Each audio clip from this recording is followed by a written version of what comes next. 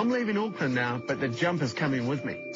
Down to AgResearch in Lincoln, where it's going to help me find out why textile scientists are combining wool with a material used in spacesuits. Stuart Colley thinks wool can protect us from serious injuries. We're developing a wool fabric that has a good protection level against stab resistance, cut resistance and fire, but looks and feels like a conventional fabric that you could wear every day. We're harnessing the natural flame resistance of wool and combining that with the properties of a synthetic fibre called Vectran. The flame-resistant properties of wool have always been known, but Vectran is the new generation of fibres. This is extremely strong and is used in high-performance applications from spacecraft to bicycle tyres. If you made a whole top out of Vectran on its own, it would probably be a little bit like wearing some kind of chain mail. Well, this is a garment that's been made from the fabric, so you can see that it feels quite normal, sort of lightweight. It is quite nice and soft, eh? Yeah. Just looks like a standard bush shirt.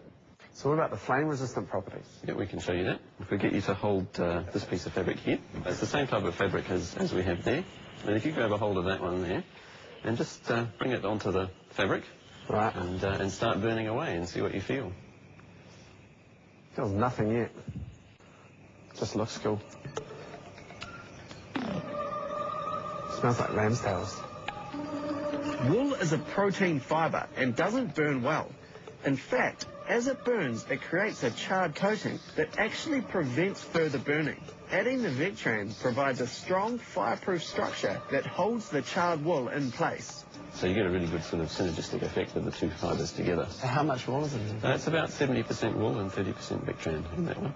There's a lot of wool. That's right, yeah. So we're really just reinforcing the wool properties by adding the Vectran to it.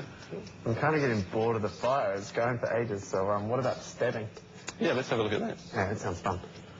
The Vectran gives the fabric really good cut resistance. So, if we demonstrate what that means. The material is not stab and flame proof, but it does provide a lot more protection than standard fabrics. The product doesn't meet the standards that are required for people who are currently wearing protective body armour, such as the police or military. The target markets for the product are people for whom a slightly lower level of protection is needed. So that could mean that it's useful for people like security guards, for ambulance officers, and with this type of fabric they can have a level of protection without compromising their ability to otherwise do their job.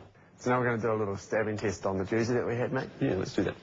We're going to raise the stakes and do a test on whether or not Stuart's material can protect our ever-wondered jersey from an attack.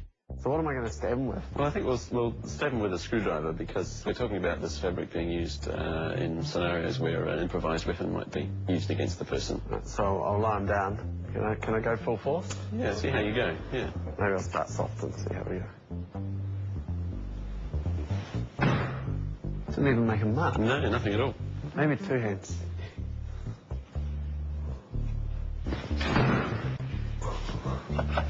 Nothing at all. Yeah, I mean, eventually there could come a point where you could get through, because we'd never say something is stab-proof, but right. So we're always providing a level of protection. And against something like that, it's providing a good level of protection. So you're still going to feel the force, but you're not going to get penetration, so there'd be no penetration. That's right. So you're probably still going to get some bruising, maybe cracked ribs or something like that. Right. It's not going to be pleasant, but hopefully you're still going to be alive afterward. Right, so let's whip this off and we'll see how the jumper went. Yeah. Right near the heart I went for, and there's nothing.